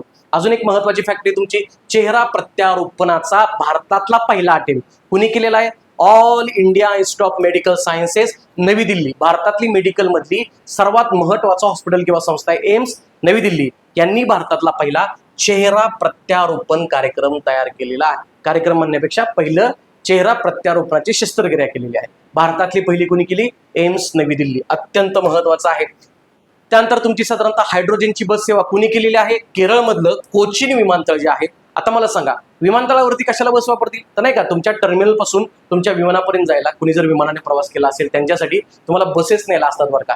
तिथं हायड्रोजनवरती चालणाऱ्या बसेस वापरतायत. आणि कोण करताय हे? केरळमधलं कोचीनचं जे विमानतळ आहे ते अशा हायड्रोजनवरती चालणाऱ्या बसेस आहेत, ते साधारणतः आपण इथं वापरतो आहे. ते आपल्यासाठी अत्यंत महत्वाचं आहे. क्लिअर आहे सगळ्यांचं? त्यानंतर पुढची फॅक्ट आहे तुमची, हे एक महत्वाचं आहे टेक्नॉलॉजीमध्ये. रायनो 5538 जाऊ द्या. रायनो म्हणजे काय? साधारणतः एखादा दष्टपुष्ट प्राणी. लक्षात ठेवायचं, ट्रक्स असतात आपल्याकडे, ट्रक मालवाहतूक करतात. ट्रक तुमचा एकतर डिझेलवरती चालणार असतो, पण हाच ट्रक जर इलेक्ट्रिक वरती चालणार असेल तर अत्यंत महत्वाचं, मॉन्ट्रा इलेक्ट्रिक नावाच्या एका कंपनीनं इलेक्ट्रिक किंवा तुमच्या साधारणतः विजेवरती चालणारा भारतातला पहिला मालवाहू ट्रक तयार केलाय, आणि त्या ट्रकचं नाव दिले त्यांनी रायनो. अत्यंत महत्वाचं आहे. काय नाव आहे त्याचं? रायनो. ते तुमच्यासाठी महत्वाचं आहे. त्यानंतर पुढची फॅक्ट आहे तुमची, स्वदेशी बनावटीचा MRI स्कॅनर. म्हणजे आता तुम्ही हॉस्पिटलमध्ये गेल्यावर तुमचं MRI स्कॅनर असतं, MRIचं मशीन असतं. भारतामध्ये त्याचे रेट्स किती आहेत? 8, 9, 10 हजारापासून तुमचं MRIचं स्कॅनिंग सुरू होतं. अशा मशीन्स आधी भारतामध्ये बनवत नव्हत्या. स्वदेशी बनावटीचा पहिला MRI स्कॅनर आहे, आणि तो कुणी तयार केलाय? व्होक्सेल ग्रिड्स नावाची कंपनी. कुठली? बेंगलोर. म्हणजे टेक्नॉलॉजीमध्ये अग्रेसर शहर, IT हब आपण म्हणतो भारताचं. भारताची सिलिकॉन व्हॅली बेंगलोर आहे, महाराष्ट्राची सिलिकॉन व्हॅली पुणे आहे. तर टेक्नॉलॉजीमध्ये अग्रेसर बेंगलोर आहे. त्यांनी व्होक्सेल ग्रिड्स नावाची एक कंपनी आहे, त्यांनी भारतातला पहिला MRI स्कॅनर तयार केलाय. आणि हा स्कॅनर कुठं बसवलाय? महाराष्ट्रामधल्या चंद्रपूरमध्ये कॅन्सर केअर फाउंडेशन इथं बसवलाय. त्यामुळे दोन्ही फॅक्ट महत्वाचे आहेत. MRI स्कॅनर कुणी तयार केला? MRI स्कॅनर कुठं बसवला? त्या अँगलनं आपण इथं बघू शकतो. त्यानंतर पुढे तुमचा साधारणतः ध्रुव 64 नावाचा मायक्रो प्रोसेसर आहे. काय केलंय बघा याच्यामध्ये? साधारणतः सिडॅक या संस्थेनं निर्मित केलेला आहे ध्रुव 64 नावाचा भारतातला पहिला स्वदेशी बनावटीचा मायक्रो प्रोसेसर. आपल्याकडे जेवढे गॅजेट्स आपण वापरतो इलेक्ट्रिकल, या सगळ्यांमध्ये तुमचे प्रोसेसर असतात. तुमचे PC आहेत, ही जी मोठी स्क्रीन तुम्हाला इथे दिसते, तुमचे मोबाईल आहेत, या सगळ्या गोष्टींमध्ये आपण प्रोसेसर्स वापरत असतो. तसा एक मायक्रो प्रोसेसर आहे, त्याचं नाव आहे तुमचं ध्रुव नाव आपल्याकडेच आहे, त्यामुळे तो पहिला स्वदेशी बनावटीचा मायक्रो प्रोसेसर आहे. आणि सिडॅक नावाची संस्था आपल्याकडं या संदर्भानं काम करते. या सिडॅकनं आपल्याकडं परम 8000 हा आपला भारताचा पहिला सुपर कॉम्प्युटर बनवला होता विजय भटकर यांच्या सहाय्यानं. त्यामुळे ते पण आपल्यासाठी अत्यंत महत्वाचं आहे. पुढचं तुमचं साधारणतः भारतातली पहिली क्वांटम सिटी. क्वांटम तंत्रज्ञान वर्ष साजरा केलं आपण 2025 हे वर्ष आंतरराष्ट्रीय क्वांटम विज्ञान तंत्रज्ञान वर्ष आहे. आणि म्हणून आपल्या कर्नाटक सरकारनं बेंगलोर येथील हेसरगठ्ठा या ठिकाणी काय केलेलं आहे? पहिली क्वांटम सिटी उभारण्याचा प्रस्ताव दिलेला आहे. महत्वाचं आहे आपल्याकडं भारतातली पहिली क्वांटम सिटी कुठं? तर ती बेंगलोरच्या जवळ आहे, ते महत्वाचं आहे. ते नेट झिरो स्मार्ट सिटी कुठं विकली आपण? तेलंगणामधल्या हैदराबादच्या जवळ. महत्वाचं आहे. त्यानंतर तुमचं शून्य कचरा शहर आपण केरळमधलं बघितलं होतं. वेगवेगळ्या फॅक्ट्स आहेत, कन्फ्यूज करायच्या नाहीत. त्यामुळं मस्त कानामध्ये हेडफोन टाकून तुम्ही रिवाइज करण्याचा प्रयत्न करा. हे लेक्चर 2दा-3दा बघितलं तरी फॅक्ट आपल्या रिवाइज होतील, ते बघायचे. तुम्ही वाचलेले त्याच्यावरती फक्त आपण पॉलिशिंग करतोय, आठवण्याचा प्रयत्न करतोय, हे लक्षात ठेवायचं आहे. आणि मान्य, मी पहिल्या लेक्चरला पण सांगितलं, हे स्पीड जास्त का करतोय माहितीये का? कमी वेळेमध्ये जास्तीत जास्त रिव्हिजन. नाही तर हेच लेक्चर मला 3 तास 4 तास पण घेता येतात, बरोबर आहे ना साधारणतः. पण तितका वेळ आता देणं पॉसिबल नाहीये, त्यामुळे कमीत कमी वेळेमध्ये जास्तीत जास्त रिव्हिजन आपली झाली पाहिजे. चला पुढची फॅक्ट आहे साधारणतः हे एक महत्वाचं आहे तुमच्याकडं. सिप्री नावाची संस्था आहे बघा, Stockholm International Peace Research Institute. Stockholm कुठं आलं तुमचं साधारणतः? तिकडं नॉर्वे, स्वीडन, फिनलँड त्याच्या तिकडल्या ठिकाणी आलं तुमचं. तर ते स्वीडन मधलं स्टॉकहोम आहे तुमचं. इथं शस्त्रास्त्र उत्पादक कंपन्यांचा एक अहवाल सिप्रीनं जाहीर केलेला आहे. जगातील सर्वोत्तम 100 शस्त्रास्त्र उत्पादक कंपन्यांमध्ये अमेरिकेतली लॉकहेड मार्टिन ही संस्था प्रथम क्रमांकावरती आहे. तुम्ही जर जवान नावाचा पिक्चर बघितला असेल ना शाहरुख खानचा, तर त्या जवान नावाच्या पिक्चरमध्ये तुम्हाला हे दिसेल. तर ते लक्षात घ्यायचं आहे आपल्याला. ते नाही का त्याची बंदूक बंद पडते वगैरे, विजय सेतुपती त्याच्यामध्ये दिसतो. तर तसं अशी जगातल्या बऱ्याच कंपन्या शस्त्रास्त्र बनवत असतात. लॉकहेड मार्टिन जगातली अमेरिकेतली, आणि भारतातलं कोणी असेल ना तर हिंदुस्तान एरोनॉटिक्स लिमिटेड ही कंपनी भारतातली पहिली आहे शस्त्रास्त्र बनवण्यामध्ये, आणि जगात तिचा क्रमांक 44वा येतो. पहिल्या 100 क्रमांकामध्ये टाटा कंपनी सुद्धा आपल्याकडची आहे. ते आपण इथं व्यवस्थित लक्षात ठेवू शकतो. क्लिअर आहे सगळ्यांचं? त्यानंतर साधारणतः पुढे ICGS समुद्र प्रताप हे लक्षात ठेवायचं आहे. इंडियन कोस्ट गार्ड शिप असं याचं नाव बरं का, हे उगाच नसतं. INS म्हणजे काय असतं? INS जहाजाच्या आधी असतं तुमचं, बरोबर ना, INS 21 वगैरे. INS म्हणजे इंडियन नेव्हल शिप, आणि ICGS म्हणजे काय? Indian coast guard ship. त्याचं नाव आहे समुद्र प्रताप. म्हणजे भारतीय तटरक्षक दलाचं हे पहिलं प्रदूषण विरोधी जहाज आहे. अत्यंत महत्वाचं प्रदूषण नियंत्रित जहाज आहे भारताच्या तटरक्षक दलाचं स्वदेशी. म्हणजे समुद्रामध्ये समजा तेलगती झाली तर ते तेलगती रोखण्याचं काम करणारे कोण? ICGS समुद्र प्रताप. महत्वाचं आहे, लक्षातच ठेवायची वन लाईनर फॅक्ट. त्यानंतर तुमचा इंद्रजाल नावाचा रेंजर किंवा अँटी ड्रोन आहे तुमचा. जगातलं पहिलं AI आधारित स्वायत्त अँटी ड्रोन गस्ती वाहन आहे. आता बघा, ड्रोन हे मानवरहित तुमचं विमानासारखं दिसतं, ते त्याच्या अगेन्स्ट एखादा ड्रोन आपण तयार केलाय आणि त्याचं नाव आहे इंद्रजाल. हा जगातला पहिला आहे. आणि कुणी तयार केलाय? हैदराबादमध्ये ग्रीन रोबोटिक्स नावाची एक स्टार्टअप कंपनी आहे. या ग्रीन रोबोटिक्स कंपनीनं हा इंद्रजाल नावाचा अँटी ड्रोन तयार केलेला आहे. क्लिअर आहे सगळ्यांना? त्या अँगलला मान्य आहे मला. ह्या अंतरिक्ष आणि संरक्षणच्या गाड्यामुळे तुम्हाला जड जातात, पण त्यातल्या त्यात मी सिलेक्ट करून घेतलेल्या आहेत. फार किचकट गाडा इथं घेतलेला नाही. हे करा, याच्यावरती प्रश्न येऊ शकतात. त्यानंतर आता साधारणतः सई जाधव हे काय? IMA Indian military academy. Indian military academy जी डेहराडूनला आहे, इथून उत्तीर्ण होणारी पहिली महिला अधिकारी ठरण्याचा मान कुणाला मिळालाय? सई जाधव हिनं पटकावलेला आहे. आणि सई जाधव महाराष्ट्राची साधारणतः हिची नियुक्ती आता इंडियन टेरिटोरियल आर्मीमध्ये लेफ्टनंट या पदावरती केलेली आहे. पण ही फॅक्ट आपल्यासाठी महत्वाची आहे. सई जाधव IMA डेहराडून मधून पास होणारी पहिली. मध्येच 2-3 वर्षापूर्वी आपण काय केलं, तुमची NDA जी आहे ते इंडियामध्ये महिलांचा सहभाग वाढवलेला होता, आणि त्याच माध्यमातून ही सई जाधवची नियुक्ती आपल्याला झालेली दिसते.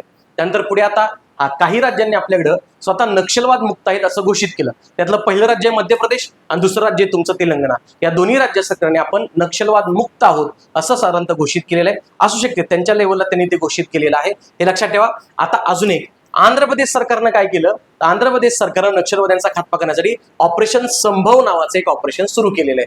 तर दोन्ही अँगलने इथं प्रश्न येऊ शकतो. आणि हे पहिलं राज्य बरं का, स्वतः घोषित करणारं पहिलं राज्य तुमचं मध्य प्रदेश आहे. त्यानंतर तेलंगणानं घोषित केलंय. ती एक फॅक्ट आपल्यासाठी अत्यंत महत्वाची आहे. त्यानंतर प्रहार नावाचं धोरण आहे. आता ज्या अर्थी प्रहार असं लिहिलंय त्या अर्थी पीचा काहीतरी अर्थ आहे, आरचा काहीतरी अर्थ आहे, ए काहीतरी अर्थ आहे, ते जाऊ द्या. पण हे महत्वाचे, भारतानं आपलं पहिलं राष्ट्रीय दहशतवाद्यांच्या विरोधीचं धोरण 2026ला जाहीर केलेलं आहे. ओके, आणि त्या धोरणाचं नाव आहे प्रहार. त्यामुळे असं विचारू शकतात, भारतानं आपलं पहिलं धोरण कधी जाहीर केलं असा पण प्रश्न येईल. आणि भारताच्या दहशतवाद विरोधी धोरणाचं नाव काय? प्रहार. दहशतवाद्यांच्या विरुद्ध प्रहार करायचा आहे असं आपण साधारणतः तिथं लक्षात ठेवू शकतो. त्यानंतर पुढे आता साधारणतः कॅप्टन हंसजा शर्मा ही फॅक्ट काय बघा. आता कॅप्टन हंसजा शर्मा या रुद्र नावाचं सशस्त्र हेलिकॉप्टर उडवण्यास पात्र ठरलेल्या भारतातल्या पहिल्या महिला अधिकारी. तुम्ही आता फायटर नावाचा पिक्चर आला होता ऋतिक रोशन आणि दीपिका पादुकोणचा, त्यामध्ये दीपिका पादुकोण काय करते? हेलिकॉप्टर उडवते आणि ती गोळ्या टाकते. असं ऍक्च्युली आपल्याकडे कमिशन महिलेचं झालेलं नव्हतं. आता पहिली महिला कुठल्या आहे? तुमच्या हंसजा शर्मा, जे तुमचं साधारणतः शस्त्रास्त्र असणारं सशस्त्र हेलिकॉप्टर उडवणाऱ्या पहिल्या महिला अधिकारी आहेत. ते एक लक्षात ठेवा. मग अशा आपण सई जाधव सुद्धा बघितलेलं आहे, ते आपल्याला लक्षात राहत आहे. त्यानंतर आता हे मुद्दाम सगळं एकत्र केलेले बरं का, सगळ्या मोहिमा एकत्र घेतल्यात, सगळे सराव एकत्र घेतलेले आहेत, पुढे निवडणुकीमध्ये पण सगळे एकत्र घेतले. महत्वाचं एकदा बघून ठेवा. याच्यावरती राज्यसेवा पूर्व 24ला जोड्या लावायचा प्रश्न आलता, पुन्हा येऊ शकतो. सगळ्या मोहिमा कुठे आहेत, कुठल्या वर्षी झाल्या, कुठल्या देशांच्या अगेन्स्ट केल्या आपण केला, ते महत्वाचे आहे. ऑपरेशन स्वदेश आता नाही का, साधारणतः इराणमध्ये युद्धजन्य परिस्थिती झाली आणि इराणमधल्या लोकांना भारतीयांनाच भारतात आणण्यासाठी आपण ऑपरेशन स्वदेश, स्वतःच्या देशात आणण्यासाठी स्वदेश आहे. त्यानंतर ऑपरेशन सिंधू कधी केलं आपण, जून 25 मध्ये इराण इस्रायल संघर्षाच्या वेळी, मागच्या वर्षी आपण हे ऑपरेशन सिंधू केलेलं होतं. तिसरं ऑपरेशन कावेरी, महत्वाचं आहे. सुदानमध्ये ज्यावेळेला यादवी युद्ध झालं ना, त्या यादवी युद्धाच्या वेळी 2023 मध्ये आपण भारतीय नागरिकांना परत आणण्यासाठी कावेरी केलं.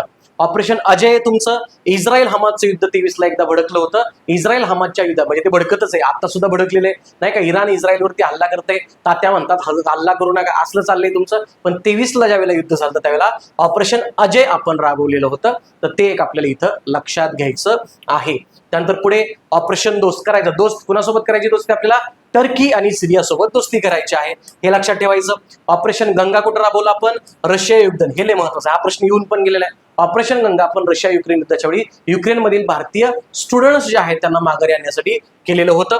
आणि ऑपरेशन देवी शक्ती, अफगाणिस्तानमध्ये ज्यावेळेला तालिबानचं सरकार आलं ना, त्यावेळेला आपण तिकडल्या नागरिकांना भारतामध्ये आणण्यासाठी ऑपरेशन देवी शक्ती केलं. मला वाटतं 7 ऑपरेशन्स आहेत, 7 पैकी 4 जोड्या लावले येऊ शकतात, एखादं वन लाईनर येऊ शकतं. सध्याचे जे स्वदेश आहे ते महत्वाचं आहे, त्या अँगलनं आपल्याला इथं करून ठेवायचं आहे.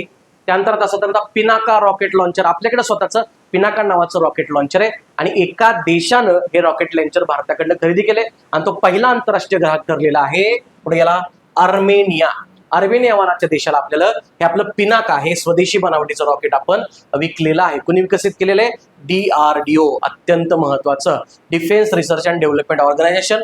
हिची स्थापना 1958. आपल्याकडे जे रॉकेट्स किंवा मिलिटरीचे ऍडव्हान्स इक्विपमेंट असतात ना, ते विकसित करण्याचं कार्य जातं DRDOला. तुम्ही जर उरी पिक्चर बघितला असेल तर त्या उरी पिक्चर मध्ये जे परेश रावल्स आहेत ना, ते गरुड उडवले जातात बघा गावाच्या शेतामध्ये, ती संस्था DRDO आहे. DRDO आपल्याकडे टेक्नॉलॉजिकल ऍडव्हान्समेंट करत असते. आणि इस्रो काय करते, इस्रो तुमच्याकडे उपग्रहांचं प्रक्षेपण करते, म्हणजे अंतराळमधलं संशोधन इस्रोचं आहे. इस्रोची स्थापना साधारणतः 15 ऑगस्ट 1969 आहे. त्याच्या आधी एक समिती होती, पण ते जाऊ द्या. ही स्थापना तुमची महत्वाची. आणि DRDOची स्थापना 1958 आहे, तर ते एक आपण इथं लक्षात ठेवू शकतो. त्यानंतर साधारणतः तुमची पुढची महत्वाची फॅक्ट आहे ती आपण इथं बघूया. काय दिलंय, रेडिओ संगम नावाचा रेडिओ काय केले बघा. भारतीय लष्करानं लाईन ऑफ कंट्रोल जे आपण म्हणतो ना, कारगिलची नियंत्रण रेषा, त्या लाईन ऑफ कंट्रोल वरती स्वतःच सुरू केलेलं पहिलं कम्युनिटी रेडिओ स्टेशन आहे. त्याचं नाव त्यांनी काय दिलंय, रेडिओ संगम. कुठं सुरू केलं असा प्रश्न येईल तुम्हाला. जम्मू काश्मीरमधील राजौरी जिल्ह्यामध्ये जी लाईन ऑफ कंट्रोल आहे, त्या लाईन ऑफ कंट्रोल वरती आपण रेडिओ संगम नावाचं भारतीय सैन्याने सुरू केलेलं पहिलं कम्युनिटी रेडिओ स्टेशन्स बघतो. आता जे आपण तर FM किंवा आकाशवाणी, ते आकाशवाणी कम्युनिटीमध्ये येत नाही. लोकल्स तुमच्या गावाकडे जे छोटे छोटे रेडिओ स्टेशन्स असतात ते कम्युनिटी रेडिओ स्टेशन्स आहेत, ते आपण साधारणतः लक्षात ठेवू शकतो. त्यानंतर पुढचं आहे तुमचे S-400, मुद्दाम घेतलंय मी, आता महत्वाची फॅक्ट नाहीये, पण रशियाकडनं आपण S-400 पुन्हा घेतोय. S-400 कुठनं घेतली एवढं पहिलं लक्षात ठेवा. आपण ते रशियाकडनं घेतोय साधारणतः, ते आपल्यासाठी महत्वाचे आहे. आता भारतामध्ये S-400चं नाव केलंय आपण सुदर्शन चक्र. ते S-400च आहेत, फक्त आपल्याकडे गेल्यावर आपण तिचं बारसं घातलेलं आहे. आणि आपल्याकडं प्रोजेक्ट कुशा नावाचं एक प्रोजेक्ट चालू आहे.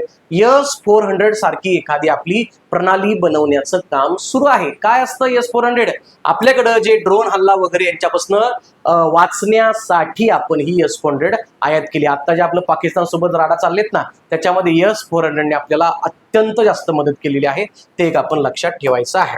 त्यानंतर तुमचा अवतार नावाचा एक ड्रोन आहे. हा भारताचा पहिला व्यावसायिक उभयचर ड्रोन. आता ड्रोन फक्त हवेत न चालतात, पण हा ड्रोन पाण्यातनं पण चालतो बघा. हवेत तसेच पाण्याखाली काम करणारा अवतार हा भारतातला पहिला स्वदेशी बनावटीचा तुमचा उभयचर ड्रोन आहे. नाव काय त्याचं, अवतार घेतलंय. तुम्ही अवतार पिक्चर बघितलं असेल का नाही. अवतार पिक्चर मध्ये ते जीव जमिनीवरती बी राहतात आणि पाण्यात पण राहतात, दोन्ही महत्वाचं आहे का नाही. तर ते अवतार लाईफ ऑफ वॉटर नावाचं पिक्चर आहे, त्याच्यावरून आपण इथं लक्षात ठेवू शकतो. त्यानंतर पुढची महत्वाची फॅक्ट आहे तुमचे महत्वाचे ऑपरेशन्स. ते मागाचे 7 बघितले, त्यामध्ये 2 टाका. हे नवीन ऑपरेशन सागर बंधू आहे. भारतीय लष्कराने श्रीलंकेच्या ठिकाणी एक पूल बांधला, मध्यंतरी तो उद्ध्वस्त झाला, तो पूल बांधलेला आहे ऑपरेशन सागर बंधू. सागर बंधू म्हणजे साधारणतः जवळ आणतोय आपण रामाचा सेतू, त्याच्यावरून लक्षात ठेवा श्रीलंकेमध्ये.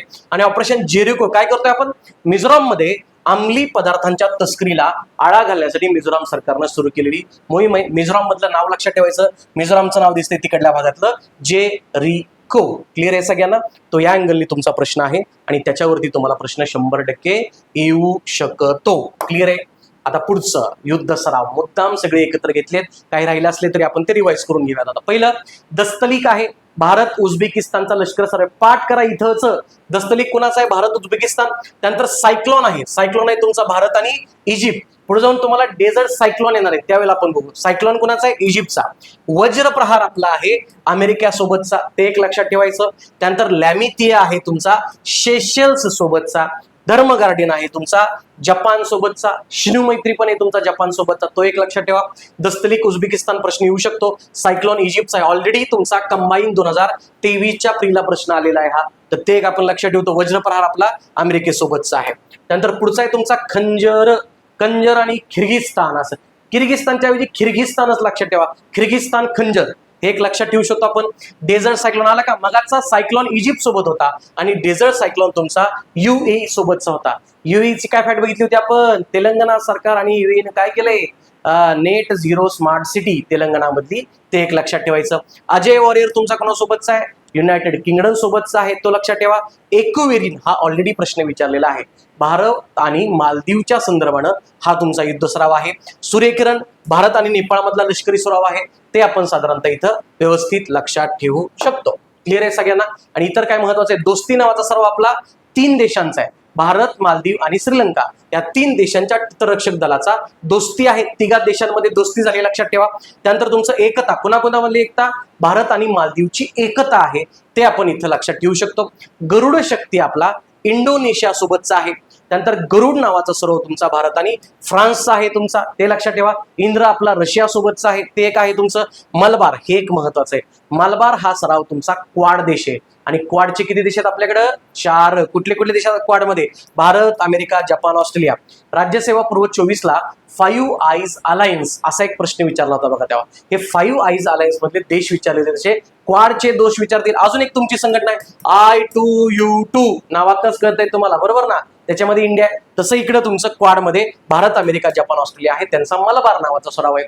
आता यात राहिलेले तुमचे हँड इन हँड नावाचा सराव आहे भारत आणि चीनचा. सिम्बॅक्स आहे तुमचा, सिम्बॅक्स मधला SI सिंगापूर इंडिया आहे तुमचा, हे लक्षात ठेवू शकतो आपण. विनबॅक्स नावाचा आहे व्हिएतनाम इंडिया, ते आपण साधारणतः लक्षात ठेवतो तुमचा. तर अशा प्रकारे प्रश्न तुम्हाला विचारले जाऊ शकतील.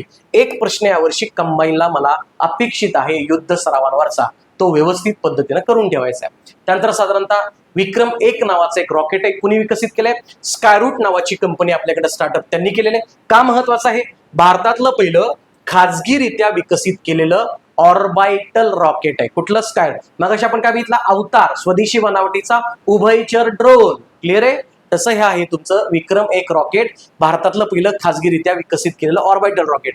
याच कंपनीने 24 मध्ये विक्रम S हे खाजगी रॉकेटचं उड्डाण सुद्धा यशस्वी केलेलं होतं. क्लिअर आहे सगळ्यांना? सो त्या अँगलनं आपलं इथं प्रश्न लक्षात ठेवायचा आहे. उसके बाद शेनझोऊ 21 ही तुमची चीनची अंतराळ मोहीम आहे. व्यवस्थित लक्षात ठेवायचं. कुठली मोहीम आहे? शेनझोऊ 21. चीननं या मोहिमेद्वारे, नाव काय?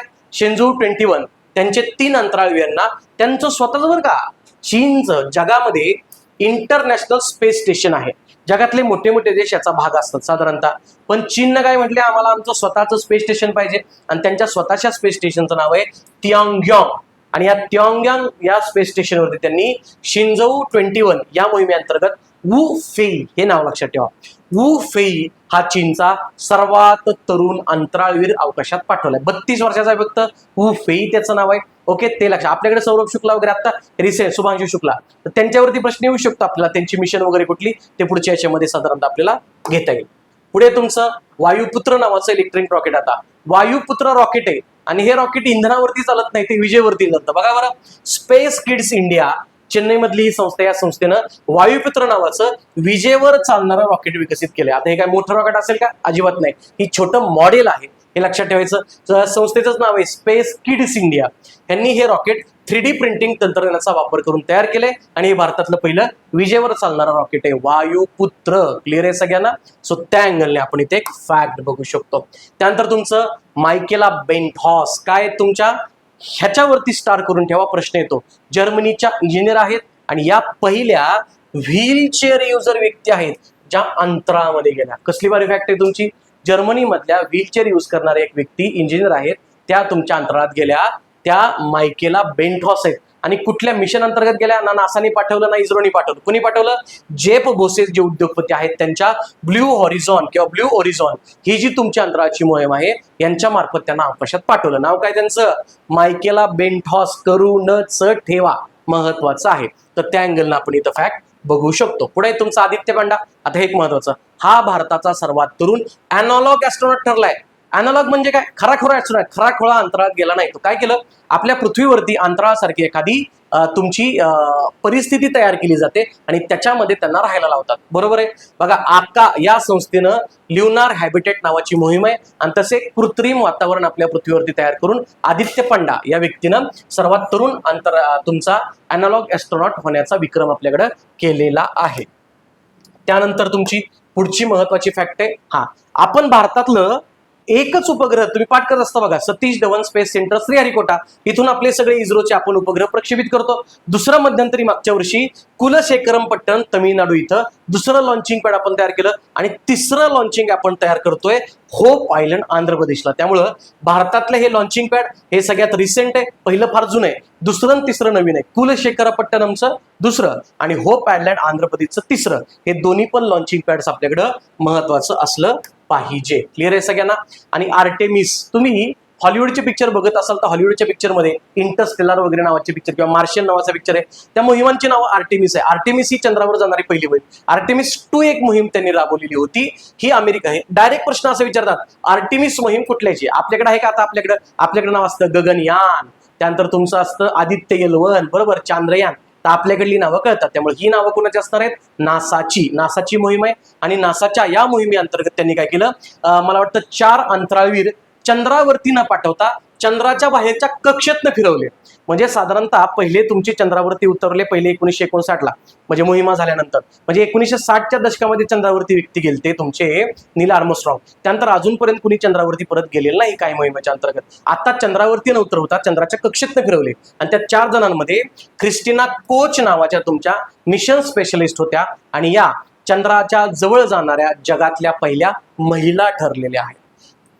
हे सगळ्यांना चंद्राभोवती प्रवास करणाऱ्या पहिल्या महिला अंतराळवीर. त्यामुळे क्रिस्टिना कोच महत्वाचे. मगाचं मायकेला बेंटॉस ते एक लक्षात ठेवा, जर्मनीच्या व्हीलचेअरवरनं अंतराळामध्ये जाणाऱ्या. तर त्या दोन्ही फॅक्ट आपल्यासाठी अत्यंत महत्वाचे आहेत. तिसरी महत्वाची तुमची अग्निकुल कॉस्मॉस नावाची तुमची स्टार्टअप कंपनी. त्यांनी काय केलं? इग्नाइट किंवा अग्नाइट नावाचं जगातलं पहिलं आणि सर्वात मोठं 3D प्रिंटेड रॉकेट. इग्नाइट म्हणा अग्नाइट म्हणा चालतंय आपल्याला. जगातलं पहिलं 3D प्रिंटेड रॉकेट आहे.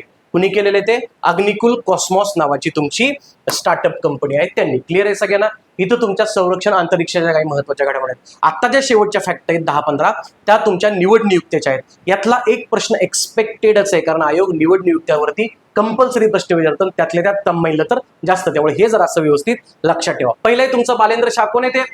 बालेंद्र शाह हे नेपाळचे सर्वात तरुण पंतप्रधान ठरलेले आहेत. जगातले सध्या कार्यरत असणारे ते सर्वात तरुण पंतप्रधान आहेत. महत्वाचे. नेपाळच्या इतिहासातले आहेतच. यांचं वय साधारणतः 35 वर्षे आणि त्यामुळे जगातले पण सर्वात तरुण आहेत, हे एक लक्षात ठेवायचं. साधारणतः त्यांची पार्टी आयोग असले विचारता आजकाल, राष्ट्रीय स्वतंत्र पार्टी RSP नावाची पार्टी आहे. तुम्हाला माहिती आहे आता मध्यंतरी नेपाळमध्ये जेन झी यांनी एक आंदोलन केलं, त्यामुळं KP शर्मा ओली नावाचे त्यांचे पंतप्रधान होते, त्यांना राजीनामा द्यावा लागला. त्यानंतर तिकडल्या सरन्यायाधीश होत्या माजी सुशीला कार्की यांच्या अध्यक्षतेखाली तिकडं हंगामी सरकार स्थापन झालं आणि त्यानंतर सध्या निवडणुका झाल्या आणि निवडणुकांच्या माध्यमातून बालेंद्र शाह किंवा बालेन शाह असं पण त्यांचं नाव आहे.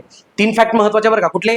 बालेंद्र शाह सर्वात तरुण आहेत, दुसरं सुशीला कार्की हंगामी सरकार, ते पण आपल्यासाठी अत्यंत महत्वाचं आहे. आणि हे एक लक्षात ठेवा बाबांनो, हे तुमचे साधारणतः पंतप्रधान होण्याच्या आधी रॅपर होते, त्यांनी गाणं तयार केले 2012 ला आणि सोबतच ते इंजिनियर सुद्धा होते, कारण हे जेन जीचेच प्रतिनिधित्व करतात, म्हणजे त्यांच्यातला सर्वात तरुण आहे तो. तर त्या अँगलने आपल्या इथं लक्षात ठेवता येतं. त्यानंतर पुढचे तुमच्या आता आयोगाला हा प्रश्न आजकाल लय आवडायला लागलाय मला. आता 31 मेला पण आला, 17 मार्चला मेला पण तुमचा प्रश्न आलता, त्यानंतर 4 जानेवारी 11 जानेवारीला पण आलता. कुठल्या देशाचे राष्ट्राध्यक्ष किंवा पंतप्रधान आणि त्यांची पार्टी कुठली? आपण एक साधारणतः 7-8 घेतले. इथं ते निदान पुढे 5-6 आहेत, हे करूनच जायचं. पहिलं तुमचं व्हिएतनामचे साधारणतः राष्ट्राध्यक्ष आहेत तो लाम आणि त्यांची पार्टी कुठली आहे? Communist party. मान्य आहे हे लक्षात राहणार नाही, परत बघायचं, परत ऐकायचं, लक्षात ठेवायचं, कारण आता त्यांनी विचारलं होतं साधारणतः ते आपल्याला आलं पाहिजे. व्हिएतनामचे तोलाम कम्युनिस्ट पार्टी. म्यानमारचे मिन हांग लैंग असं नाव आहे त्यांचं, ह ला ल जोडलेलं आहे त्यांनी, आणि ते राष्ट्राध्यक्ष आहेत तुमचे साधारणतः. त्यानंतर उत्तर कोरियाचे, भाई हा आपला गडी किम जॉंग युन, हे लक्षात ठेवायची गरज नाही, त्याच्या पार्टीचं नाव लक्षात ठेवा रे, वर्कर्स पार्टी ऑफ कोरिया. गडी तसा वागत नाही पण हुकुमशहा सारखा वागतो. किम जॉंग युन तुमचा उत्तर कोरिया, म्यानमारचे आहेत तुमचे मिन ह्यांग लैंग आहेत तुमचे, आणि व्हिएतनामचे आहेत तो लाम. क्लिअर आहे सगळं कम्युनिस्ट पार्टीचे. ओके, त्यानंतर पुढच्या फॅक्ट आहेत तुमच्या. हा काय केलंय, सगळ्या फॅक्ट एकत्र केल्यात. महाराष्ट्रातल्या पहिल्या महिला झाल्या सध्या. पहिलं एक तुमचं, महाराष्ट्राच्या पहिल्या महिला मुख्य सचिव ठरलेल्या होत्या सुजाता सौनी, त्या आता रिटायर झाल्यात, त्यांच्या जागी नवीन तुमचे मुख्य सचिव आले. दुसरं, रश्मी शुक्ला, या सुद्धा नुकत्याच आता महाराष्ट्राच्या पहिल्या डीजीपी ठरल्या होत्या, पहिल्या महिला पोलीस महासंचालक, हे आपल्यासाठी अत्यंत महत्वाचं आहे. आणि तिसरं, अश्विनी बुडे, नुकतंच मुंबई महानगरपालिकेच्या तुमच्या आयुक्त ठरल्यात, पहिल्या महिला, हे महत्वाचं आहे. सुनेत्राताई पवार महाराष्ट्राच्या पहिल्या महिला उपमुख्यमंत्री ठरलेल्या आहेत, तर ते पण आपल्यासाठी अत्यंत महत्वाचं आहे. ओके, या अँगल आपल्या इथं लक्षात ठेवता येतं, दिले बघा इथं. आणि इव्हन ही एक फॅक्ट येऊ शकते, कारण शांतश्री दुलीपुनी पंडित यांच्यावरती एक प्रश्न आलता, त्या मला वाटतं JNUच्या कुलगुरू ठरलेल्या होत्या. तशा डॉक्टर मनाली क्षीरसागर या तुमची राष्ट्रसंत तुकडोजी महाराज युनिव्हर्सिटी नागपूर आहेत ना, त्याच्या पहिल्या महिला कुलगुरू ठरलेल्या आहेत डॉक्टर मनाली क्षीरसागर. त्यामुळे या ज्या 5 फॅक्ट आहेत पहिल्या महिला महाराष्ट्राच्या, त्या आपल्याला इथं व्यवस्थित लक्षात ठेवता येतील. पुढे साधारणतः आता नाबिल फाहमी आहेत. कोण आहेत हे? सध्या इजिप्तचे माजी परराष्ट्र मंत्री नाबिल फाहमी यांची अरब लीग, किंवा त्याला आपण अरब लीग म्हणू, हे जे सेंट्रल एशियन कंट्री असतात, तुमचं UAE आहे, सौदी अरेबिया आहे, ओमान आहे, इबेन आहे, ओके, हे जे मधले देश आहेत तुमचे साधारणतः सेंट्रल एशिया मधले, या देशांची एक लीग आहे अरब लीग, आणि या अरब लीगच्या अध्यक्षपदी कोणाची नेमणूक झालेली आहे? नाबिल फाहमी. कुठल्या देशाचे आहेत ते? इजिप्तचे. ते इजिप्तचे पंतप्रधान किंवा राष्ट्राध्यक्ष देतील, ते इजिप्तचे माजी परराष्ट्र मंत्री आहेत, असं एक आपण साधारणतः इथं लक्षात ठेवू शकतो. पुढे आता हा एक प्रश्न महत्वाचा आहे पॉलिटिच्या अँगलने. राष्ट्रीय मागासवर्ग आयोग आहे आपल्याकडं, कलम किती रे? कलम 338B नुसार national commission for backward classes, याच्या आधी आपल्याकडे येतात NCS, national commission of scheduled caste, NCST, national commission for scheduled tribe, हे तुमचं 338 अंतर्गत येतं, हे तुमचं 338A अंतर्गत येतं, आणि हे तुमचं 338B अंतर्गत येतं, आणि 338B अंतर्गत 102वी घटना दुरुस्ती आपल्याकडे झाली, आणि ते NCBCचा आपल्याला घटनात्मक दर्जा मिळाला. सध्या साध्वी निरंजन ज्योती, ज्या की भाजपच्या माजी खासदार राहिलेल्या आहेत, यांची नियुक्ती आपण राष्ट्रीय मागासवर्ग आयोगाच्या अध्यक्षपदी केलेली आहे. याची संरचना किती? 1 अध्यक्ष अधिक 1 उपाध्यक्ष अधिक तुमचे साधारणतः 3 इतर सदस्य, सॉरी, म्हणजे टोटल किती झाले तुमचे? 5. ते एक लक्षात ठेवा. आता याचा कालावधी वगैरे करायचा नाही, केंद्र सरकार ठरवून देतं, बऱ्यापैकी 3 वर्षाचा कार्यकाळ असतो, ते एक लक्षात ठेवायचं तुम्हाला, तर ते तुम्हाला इथं लक्षात ठेवता येऊ शकतं. हे महत्वाचं आहे बरं का. 338B, 338A, 338 हे सगळं महत्वाचं आहे, याच्यावरती प्रश्न येऊ शकतो. त्यानंतर आता आहे ब्रँड अँबॅसेडर सगळे एकत्र गेलेत. महेंद्रसिंह धोनी याला काय केलंय आपण? भीम पेमेंट्स ऍप याचा ब्रँड अँबॅसेडर केलेला आहे. भीम पेमेंट्स ऍप तुमच्याकडे मला वाटतं 2016ला आपल्याकडे आलेलं होतं, ते लक्षात ठेवायचं. आपण सकाळी UPI बघितलं पहिल्या व्हिडिओमध्ये, तर ते एक लक्षात ठेवा. दुसरं, हाच तुमचा स्टेट बँक ऑफ इंडियाचा सुद्धा ब्रँड अँबॅसेडर आहे महेंद्रसिंह धोनी. कार्लोस अल्काराज कुठला खेळ खेळतो? टेनिस. हा कार्लोस अल्काराज जो आहे तुमचा, तो इन्फोसिस या ब्रँडचा ब्रँड अँबॅसेडर ठरलेला आहे. कुठं बघितलं? इन्फोसिस. पहिल्या व्हिडिओमध्ये आपण बघितलं जगातले सर्वाधिक मौल्यवान IT ब्रँड्स, त्याच्यामध्ये पहिला होता ॲसेन्शिओर, आठवते का? त्यानंतर तुमचं टाटा आणि इन्फोसिस होतं, ते आहे. आणि तिसरा आहे तुमचा सुदर्शन पटनायक. ही फॅक्ट लय महत्वाची. आता जी आपली 2027ची जनगणना आहे, त्या 27च्या जनगणनेचे ब्रँड अँबॅसेडर आपण सुदर्शन पटनायक यांना केले. कोण आहेत ते? वाळू शिल्पकार आहेत, अत्यंत महत्वाचं, यांच्यावरती ऑलरेडी आधी प्रश्न आलेले आहेत. त्यानंतर तुमचा नीती आयोगाच्या संदर्भात एक फॅक्ट आहे. आता नीती आयोगाची फॅक्ट आहे, नीती आयोगाची काही गोष्टी बघून घेऊ जो पेपरमध्ये कंपल्सरी येतात इकॉनॉमिक्स मध्ये. 1 जानेवारी 2015ला आपण नीती आयोग स्थापन केला, national institution for transforming India असं त्याचं नाव आहे साधारणतः. क्लिअर आहे सगळे? अध्यक्ष कोण असतात? अध्यक्ष पंतप्रधान असतात, त्याचे उपाध्यक्ष वेगळ्या व्यक्ती असतात. आता जे आपले वित्त आयोगाचे अध्यक्ष आहेत ना, अरविंद पनगाडिया, हे नीती आयोगाचे पहिले उपाध्यक्ष होते, आणि सध्या मात्र नवीन उपाध्यक्ष कोण आहेत? अशोक कुमार लाहिरी. पाठ करा, VVIMP. सध्याचे उपाध्यक्ष आहेत अशोक कुमार लाहिरी, आणि सध्याच्या CEO आहेत निधी छिब्बर. दोन्ही महत्वाचं आहे, ते लक्षात ठेवायचं. All good? क्लिअर आहे सगळ्यांना? सो त्या अँगलने आपल्या इथं गोष्टी व्यवस्थित चालू शकतात. त्यानंतर पुढची महत्वाची फॅक्ट आहे तुमच्या सगळ्या महत्वाच्या भारतातल्या आणि आंतरराष्ट्रीय काही नियुक्त्या एकत्र घेतल्यात. पहिली फॅक्ट आहे तुमची, भारताचे अणुऊर्जा विभाग आहेत ना त्याचे सचिव आणि अणुऊर्जा आयोगाचे अध्यक्ष एकच असतात तुमचे. ते कोण आहेत सध्या? डॉक्टर अजित कुमार मोहंती, अणुऊर्जा आयोगाचे सचिव आणि अध्यक्ष. दुसरे आहेत तुमचे सुसान कोयल, स्टार करा, अत्यंत महत्वाचं, भारतातल्या नाहीत, नाव जरी आपल्याकडलं वाटलं तरी आहे ना. सुसान कोयल या ऑस्ट्रेलियाच्या पहिल्या महिला लष्कर प्रमुख आहेत. महत्वाचं आहे, ऑस्ट्रेलियाच्या पहिल्या महिला लष्कर प्रमुख ठरलेल्या आहेत. त्यानंतर मॅट ब्रिटिन आहेत. कोण आहेत हे? साधारणतः BBC, ब्रिटिश ब्रॉडकास्टिंग कंपनी, ही साधारणतः जगातली वन ऑफ द ओल्डेस्ट तुमची काय म्हणतो आपण त्याला डिजिटल प्रिंट मीडिया मधली संस्था आहे. त्याचे महासंचालक ठरले आहेत मॅट ब्रिटन, ब्रिटन मधलं आहे म्हणून ब्रिटन लक्षात ठेवा तुम्ही. त्यानंतर उदय कोटक महत्वाचे, गुजरातमध्ये गिफ्ट नावाची एक सिटी गांधीनगरला, त्या गिफ्ट सिटीचे अध्यक्ष आहेत तुमचे उदय कोटक, महत्वाचं आहे. त्यानंतर थान्या नॅथन, एक महत्वाचे, कोण आहे त्या? केरळमधील पहिल्या अंध महिला न्यायाधीश. केरळमध्ये तुमचं असं लक्षात ठेवा की ख्रिश्चन कम्युनिटी जास्त आहे, म्हणजे असं एक म्हणजे फॅक्टच आहे महत्वाची. आपल्याकडे जे ख्रिश्चन कम्युनिटी आहे त्यांचं प्रमाण जर बघितलं तर ते प्रमाण तुमचं नागालँडमध्ये आहे, पण लोकसंख्या जर घेतली ख्रिश्चनांची तर ती केरळमध्ये आहे. नाव कुठलं आहे तुमचं? थान्या नॅथन, ह्या केरळमधल्या पहिल्या अंध महिला न्यायाधीश आहेत. ते आपण इथं व्यवस्थित लक्षात ठेवू शकतो. नंतर पुढची फॅक्ट आहे तुमची साधारणतः शेख जोआन, का महत्वाचं? ज्यांनी 31 मेची परीक्षा दिली राज्यसेवेची. काय प्रश्न होता? Suresh Kalmadi, Asian athletics commission किंवा एशियन ऑलिम्पिक असोसिएशनचे अध्यक्ष कुठल्या काळात होते असा प्रश्न आला. त्यामुळं आशियाई ऑलिम्पिक परिषदेचे अध्यक्ष आहेत ना ते ठरलेले आहेत तुमचे शेख जोआन. पाठ करायचं बाबांनो, याच्यावरती प्रश्न आलाय. त्यानंतर Rakesh Mahawal, national intelligence agency NIA त्याचे महासंचालक आहेत. त्यानंतर Praveen Kumar, border security force याचे महासंचालक आहेत. जोड्या लावायला प्रश्न येऊ शकतो किंवा वन लाईनरला. त्यानंतर जोहरान ममदानी, स्टार्स करा, हे लय महत्वाचं आहे. जोहरान ममदानी हे न्यूयॉर्क शहराचे महापौर ठरले.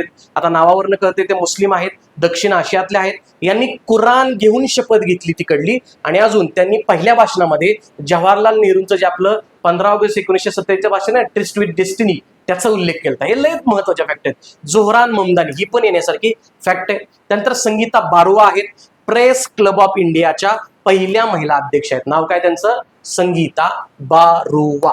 तर ते एक लक्षात ठेवायचं साधारणतः. नंतर पुढची महत्वाची फॅक्ट आहे सोराया अगाई, काय ठरले? इराणच्या महिला आहेत ज्या की आंतरराष्ट्रीय ऑलिम्पिक कमिशनवरती किंवा कमिटीवरती नियुक्त झाल्यात. अध्यक्षा वगैरे नाही, सदस्य फक्त.